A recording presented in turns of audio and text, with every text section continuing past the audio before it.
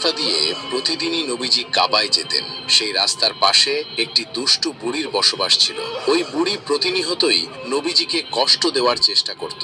কখনো নবীজির শরীরে আবর্জনা ছুঁড়ে মারত, কখনো বা নবীজির শরীরে পানি ছুঁড়ে মারত। বুড়ির শরীর প্রচন্ড দুর্বল ছিল, সে ভালো করে হাঁটতেও পারত না, লাঠিতে ভর দিয়ে হাঁটত। কিন্তু তারপরও বুড়ি নবীজিকে কষ্ট দিয়ে যেত, কেননা নবীজির জন্য বুড়ির হৃদয় ছিল হিংসায় ভরা। নবীজিকে সেই পথ দিয়ে যেতে দেখলে বুড়ির শরীর যেন হিংসায় জ্বলে উঠত। সে সবসময় নতুন নতুন ফন্দি ফিকির করত নবীজিকে কষ্ট দেওয়ার জন্য। একদিন ওই বুড়ি নবীজিকে কষ্ট দেওয়ার জন্য নতুন একটি ফন্দি বের করলো। রাতের অন্ধকারে বুড়ি রাস্তার মধ্যে কাঁটা পুঁতে রাখলো এবং ভাবতে লাগলো, শুভে সাদিকের সময় যখন মোহাম্মদ এই রাস্তা দিয়ে যাবে তার পায়ে কাঁটা ফুটে রক্ত হবে। এমনটা ভেবে বুড়ি সেই রাস্তায় বিষাক্ত কাঁটা পুঁতে রাখলো। ফজরের সময় যখন নবীজি সেই পথ দিয়ে কাবার দিকে আসতে লাগলেন, বিষাক্ত কাঁটার আঘাতে নবীজি প্রচন্ড ব্যথা পেলেন। নবীজির পায়ে 70টির মতো কাঁটা ফুটে গেল। নবীজির পবিত্র পা মুবারক রক্তে লাল হয়ে গেল। দূর থেকে সেই বুড়ি মহিলা নবীজির রক্তাক্ত পা দেখে হৃদয়ে যেন শান্তি খুঁজে পেল। এভাবেই বৃদ্ধা মহিলা তার কাজ প্রতিদিনই করে, আর রাসূল সাল্লাল্লাহু আলাইহি ওয়াসাল্লামের ধৈর্য, সহনশীলতা এবং সৌন্দর্য ভরা চরিত্র সে কষ্ট সহ্য করে যায়।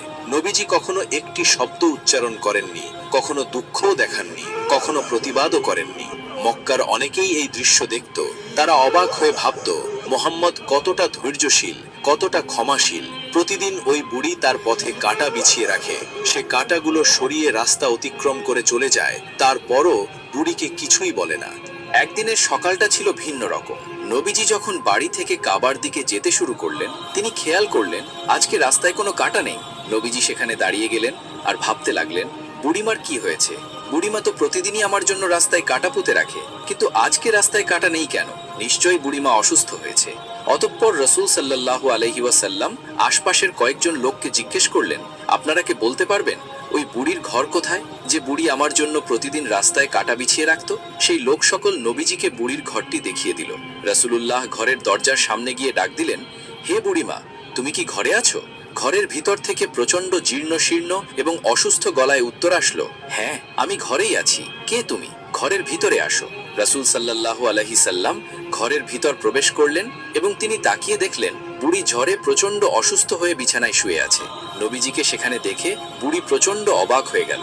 নবীজি বুড়ির কাছে গিয়ে দাঁড়ালেন এবং বুড়িকে বললেন, হে বুড়িমা, তুমি যদি আমাকে অনুমতি দাও তাহলে আমি তোমার খেদমত করতে পারি।